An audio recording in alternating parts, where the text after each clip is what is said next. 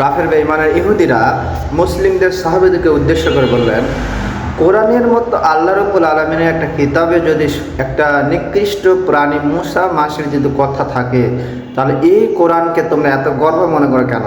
তখন সাহাবীরা যখন এই কথাটা শুনলেন, তখন আল্লাহ রাসূল সাল্লাল্লাহু আলাইহি ওয়াসাল্লাম বললেন, তোমরা কি মনে করো আল্লাহ রাব্বুল আলামিন এই মূসা মাসির কথাকে কোরআনে এমনিতে দিয়েছে? তোমরা দেখো, মূসা যতক্ষণে বেঁচে থাকে ততক্ষণ পর্যন্ত সে জীবিত থাকে, যতক্ষণ সে রক্ত বা কিছু খাবার পানাহার করে মোটা তাজা হয়, তখন সে মশা মারা যায়। যখন সে চিকন স্বাবলম্বী থাকে তখন সে জীবিত থাকে, যখন সে খানা খায় মোটা তাজা হয় তখন সে মারা যায়।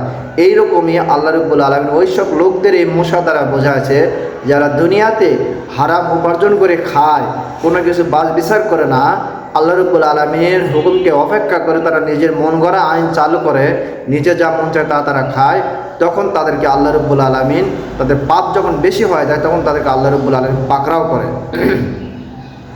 সেরকম মশার দৃষ্টান্ত তোমাদের সাথে বুঝিয়েছে, তোমরা যদি আল্লাহর হুকুমকে যদি অমান্য করো, যদি তোমরা আল্লাহর সাথে গাদ্দারি করো, তোমরা যদি হারাম হালাল যদি না বাসো, যদি তোমরা এই জিনিসটা হারাম এই জিনিসটা হালাল যদি না বোঝো, সব কিছু তোমরা ভক্ষণ করার চেষ্টা করো, অন্যায় হবে, তাহলে আল্লাহ রাব্বুল আলামিন তোমাদেরকে পাকড়াও করে। সূরা আনামের মধ্যে বলা হয়েছে, আমি তোমাদেরকে কি দিয়েছি? সূরা আনামে আল্লাহ রাব্বুল আলামিন বলছে, আমি তোমাদেরকে সুযোগ দিয়েছিলাম, তোমাদেরকে আদেশ করেছিলাম, সেটা তোমরা অপেক্ষা করলে, অমান্য করলা। এখন যখন তোমাদের আমি কিছু সময় দিয়েছিলাম, সেই সময়ের মতো তোমরা সেটা গাদ্দারি করলে আমার সাথে, আমি আল্লাহ রাব্বুল আলামিন তোমাদেরকে পাকড়াও করবো মাসির মতো, যেভাবে মাসির মরা ছটফট করে এভাবে তোমাদেরকে আমি পাকড়াও করবো। এবং আল্লাহ রাব্বুল আলামিন সেই কাফের মুশরিকদেরকে পাকড়াও করেছে। অসংখ্য প্রমাণ আছে, সমস্ত নবী আলাইহিস সালাতু ওয়াস সালামের জিন্দেগির মধ্যে তাদের যে শত্রু কাফেররা ছিল তাদেরকে আল্লাহ রাব্বুল আলামিন পাকড়াও করেছে, বিভিন্ন জাতিকে।